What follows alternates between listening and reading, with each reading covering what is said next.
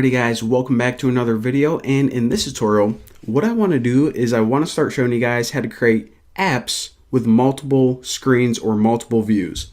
So up until this point, we only worked with a single view application, and this was just using one screen, one view, and you can create some pretty cool apps like this, but all of the really popular apps, they use more than one screen. So yeah, let's go ahead and get started.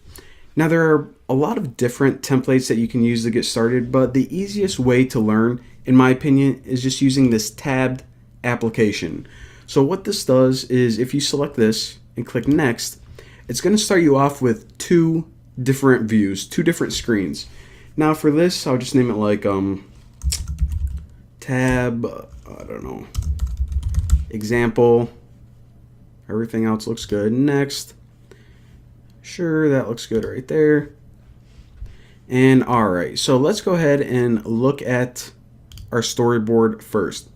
So the first thing we see is, well, first of all, it's pretty big. So if you just scroll to the right and right click, you can zoom to 50%. And that lets me show it a little bit better. And also if I adjust this. Alright. Maximize my teaching area right here. Alright.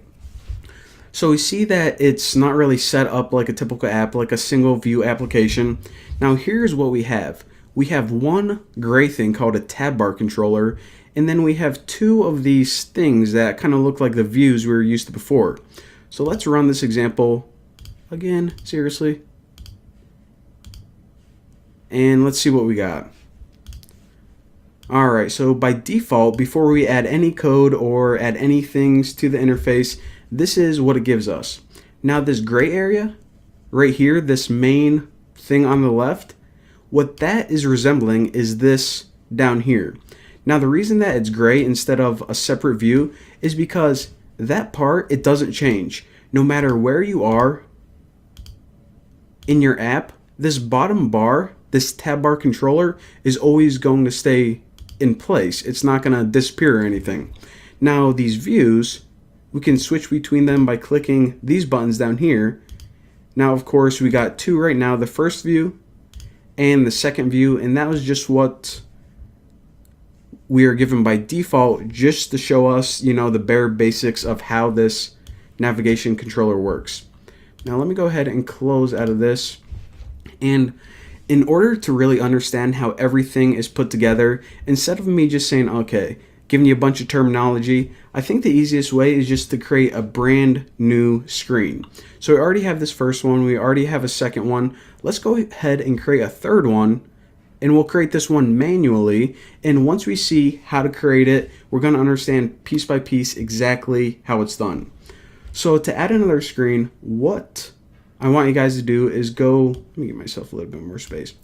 Go down on the bottom right and click View Controller and drag it out. So this is going to give you a new view controller, in other words, another screen. Now, before I go on, I want to mention this. Why am I saying view controller sometimes, and why am I saying screen? Technically, these different areas you look at, these different screens, are called views. However, I really don't like that term because everything, all of these things right here are views. All the items you add are technically views. All the entire screens, they're technically views. So instead of me just saying view, view, view for everything, I'm going to refer to the individual items as items and the screens as screens. Even though, like I said, I could call everything a view, a table view, a progress view, a view controller, but you know, just so I don't sound like a robot, I want to talk to you guys like in how you would explain something in real life. But if you're taking a test or if you're learning this in college, don't call them screens, they're called views. Alright, so now what we did, of course, is we added this view controller, aka a screen, to our application. So we now have three screens, first, second, which were given to us, and this new one, third one right here. So now we can actually go ahead and start adding items to it.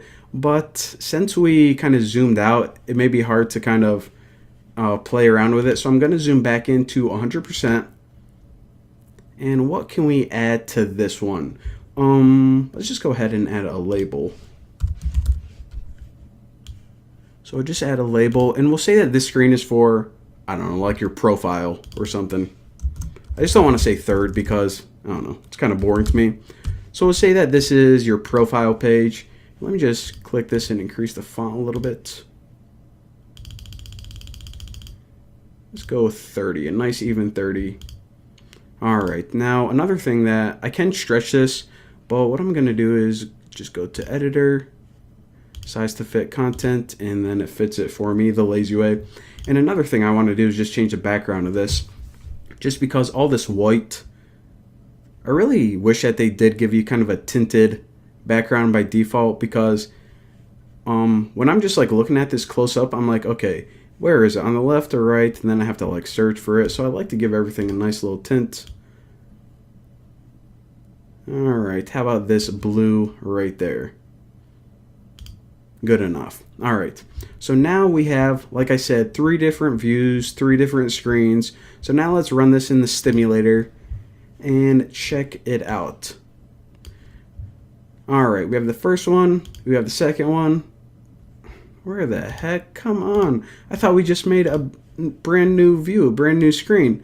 So where the heck is it? Well, we did create a brand new view. Let me close out of this. It's annoying me. However, we have to tell iOS to actually connect this with the main navigation. So right now it's just sitting in memory, and if you can tell by these arrows, it's not really connected to anything in any way. So how do you connect this to the main tab bar controller so it's aware of it? Well, the first thing we should probably do is zoom back out so we can see the grand scheme of things. And now this is actually probably the easiest thing you ever will learn in your life. If you just hold down Control and click anywhere in this tab bar controller and add a line, boom, look at that. It adds that connection, but now it's asking what kind of connection do you want. And I'm going to talk to you guys about all of these in detail later on, but for right now just choose view controllers.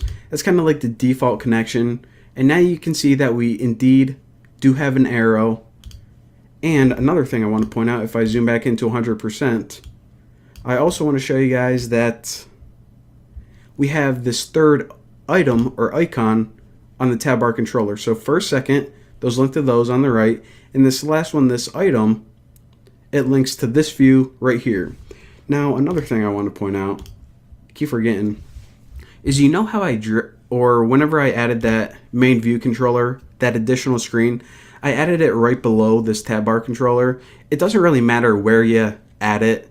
I just did that because, I don't know, there was some space down here, but you can add it above, to the left. You can even add it way over here. It doesn't really matter. So I just wanted to point that out real quick.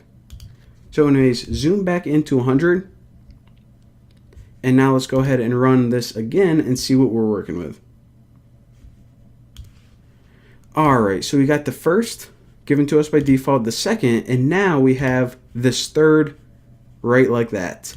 So now we can navigate between the 3, which is pretty sweet, but we have a couple issues. First of all, it's called item, and I want to change it to profile.